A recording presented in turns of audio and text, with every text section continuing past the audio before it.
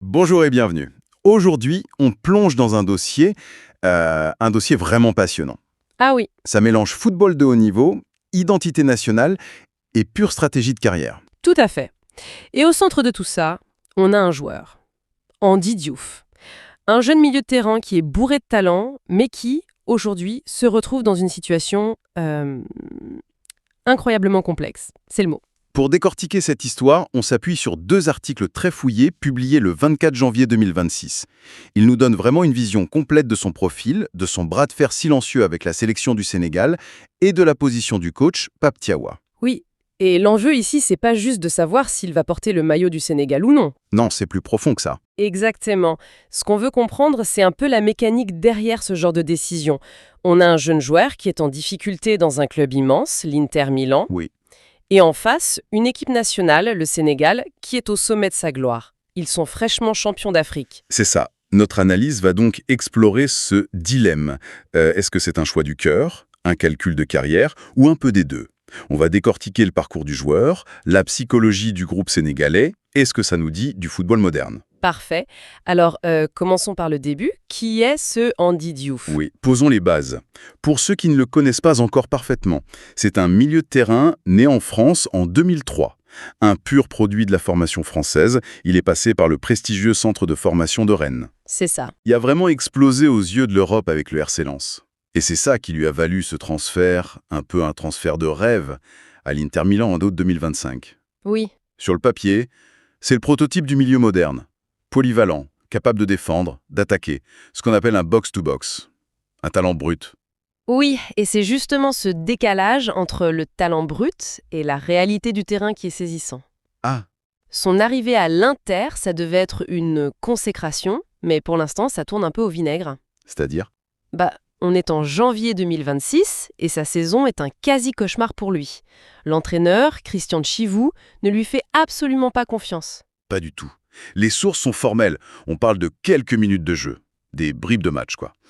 Chivou a même déclaré publiquement que Diouf, comme d'autres recrues, n'était pas encore prêt. Ouch. Pas prêt pour le niveau d'exigence de l'équipe. C'est violent. Et donc, le voilà, cloué sur le banc, pour un gamin de 22 ans avec ce potentiel, c'est forcément hyper frustrant.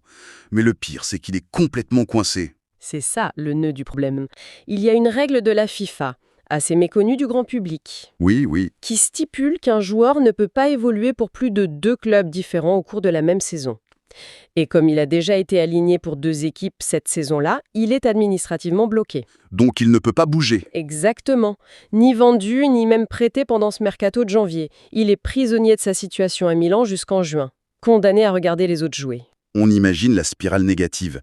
Tu arrives dans un des plus grands clubs du monde, tu ne joues pas, ton coach dit que tu n'as pas le niveau, et tu n'as aucune porte de sortie. C'est terrible. Et c'est à ce moment précis, dans ce creux de la vague, que son avenir international va refaire surface, et de manière assez spectaculaire. Exactement. Et c'est là qu'il faut comprendre la psychologie du joueur. Quand tout va mal en club, la sélection nationale, ça peut devenir un refuge. Une bouffée d'oxygène. Voilà, une bouffée d'oxygène, une façon de se rappeler à tout le monde qu'on existe et qu'on a du talent.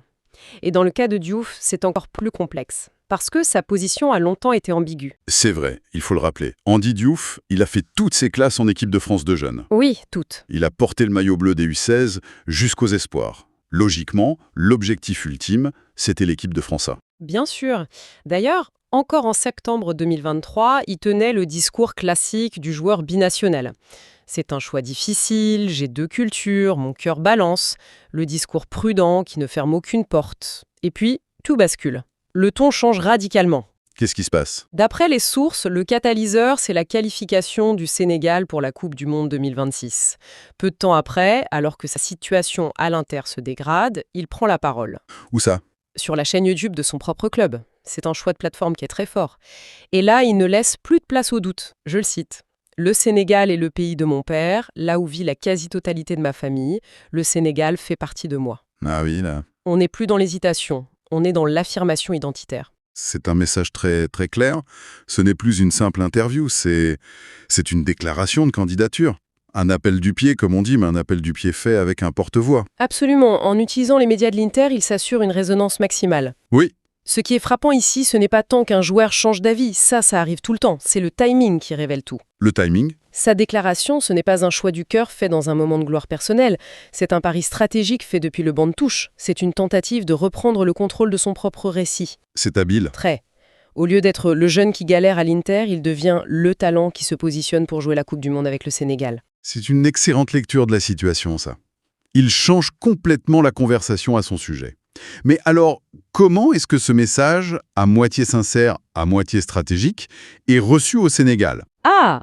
Surtout par le sélectionneur, Pape Thiaw, qui n'est pas du genre à se laisser dicter sa conduite. C'est toute la question.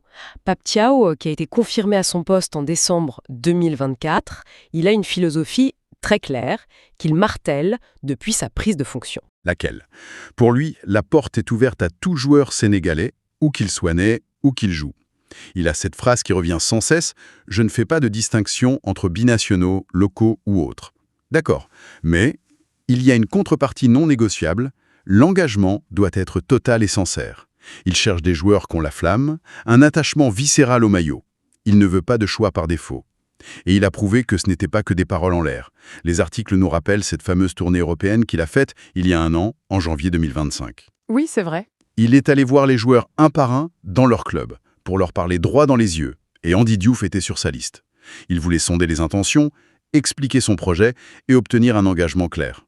C'est un coach qui veut des soldats, pas des mercenaires. Mais est-ce que cette philosophie de « la porte est ouverte » n'est pas plus facile à appliquer quand on cherche des talents pour construire une équipe que lorsqu'on a déjà un groupe qui vient de tout gagner? C'est une bonne question. N'y a-t-il pas un risque de casser une dynamique en intégrant un joueur qui, objectivement, a longtemps hésité? Tu mets le doigt sur le point crucial. Le contexte a changé du tout au tout. Complètement. Diouf ne frappe pas à la porte d'une équipe en reconstruction. Il frappe à la porte de la forteresse des champions d'Afrique. Le Sénégal vient de remporter la CAN 2025 il y a quelques jours à peine. Et de quelle manière? Une victoire au Maroc contre le Maroc, le pays organisateur et grand rival. Exactement. Une finale ultra tendue, gagnée 1-0 sur un but de Pape Gueye. Les sources parlent d'un match controversé, avec un arbitrage contesté, des interruptions. C'était chaud. Gagner dans ce contexte d'hostilité, ça ne crée pas juste une équipe. Ça forge une fratrie, un bloc indestructible. Ces joueurs-là, ils ont traversé une épreuve ensemble et en sont sortis grandis. Ils sont liés par quelque chose de plus fort que le simple fait de jouer au football. Conséquence directe, elle est double pour Diouf. D'abord un fait simple, mais symboliquement très fort. Il n'était pas sur la liste des 28 pour cette CAN. Il n'est pas champion d'Afrique, il arrive après la fête en quelque sorte. Voilà. Ensuite, et c'est le plus important, la concurrence à son poste est devenue absolument démentielle. Le milieu de terrain du Sénégal est l'un des plus denses du continent. C'est même l'un des meilleurs du monde. On peut prendre une minute pour détailler ça, parce que c'est essentiel pour comprendre le défi qui attend Diouf. Vas-y. Tu as d'abord l'expérience incarnée, le capitaine Idrissa Gana Gueye.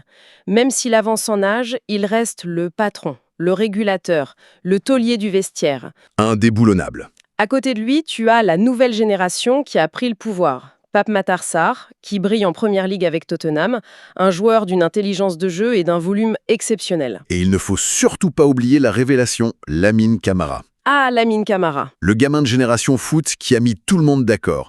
C'est un profil différent, plus créatif, capable de casser les lignes, de marquer des buts venus d'ailleurs. Sa performance à la CAN a été phénoménale. Il représente l'avenir, mais il est déjà le présent. Exactement. Donc, quand on additionne Gueye le patron, Sarr le poumon et Camara le créateur, on se demande ça, où est la place pour Andy Diouf? C'est la question à 1 million. Il n'arrive pas en sauveur, il arrive en postulant dans un secteur où l'équipe est déjà surarmée. Le timing de sa déclaration est donc un vrai pari. Un énorme pari. Il se manifeste au moment où l'équipe est la plus attractive, mais aussi au moment où il est le plus difficile d'y entrer. Alors projetons-nous un peu. Concrètement, s'il veut jouer cette Coupe du Monde 2026 avec le Sénégal, quel est son chemin-resse? C'est quoi la première étape là, maintenant, alors qu'il est coincé à Milan? La toute première étape, et c'est la moins glamour, elle se passe à l'entraînement à Milan, loin des caméras. Le travail de l'ombre. Voilà. Il n'a pas le choix. Jusqu'en juin, sa seule mission est de prouver à Christian Tchivou qu'il a tort. Il doit se battre pour chaque minute de jeu, même si c'est pour entrer à la 85e. Il doit montrer une force mentale exemplaire. Et ça, le staff sénégalais va le regarder. Ah, Pape Thiaw et son staff vont observer ça de très très près. Comment réagit-il à l'adversité? Est-ce qu'il baisse les bras ou est-ce qu'il se bat? C'est un test de caractère en fait. Et si on regarde au-delà de cette saison, disons pour la saison prochaine, Pour une future convocation, plusieurs facteurs entrent en jeu. Le point positif, c'est que sa déclaration publique a été entendue. d'accord. Il a en quelque sorte coché la case de l'engagement que demandait Thiaw. C'est un premier pas symbolique, mais ça ne suffira pas. Non. Le facteur clé numéro 1, c'est sa performance en club la saison prochaine. Que ce soit à l'Inter ou, plus probablement, en prêt ailleurs. Il devrait être un titulaire indispensable et performant dans un grand championnat européen. Et le deuxième facteur. Le deuxième, c'est son évolution tactique. Le staff sénégalais va se demander « Qu'est-ce que Diouf peut nous apporter de plus ?» Sa spécificité. C'est ça, peut-être une plus grande capacité à jouer vers l'avant que Gana Gueye, une puissance physique différente de celle de Lamine Camara. Il doit trouver sa niche. Il ne peut pas se contenter d'être une simple doublure, il doit apporter une plus-value claire pour justifier de bousculer un groupe champion.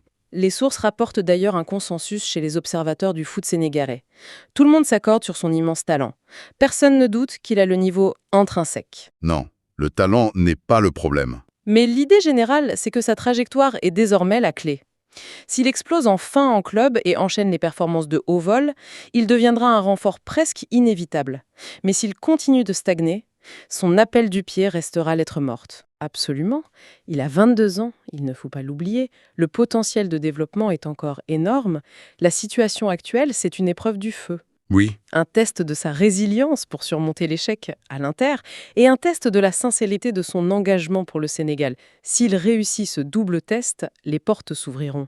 Mais la route est encore longue et semée d'embûches. finalement, si on résume, le dossier Andy Diouf, c'est l'histoire parfaite du football moderne. On a un talent brut, indéniable. Ça, c'est sûr. On a une situation en club complètement bloquée à court terme qui génère une frustration immense. On a un attachement familial et personnel au Sénégal qui semble de plus en plus s'affirmer.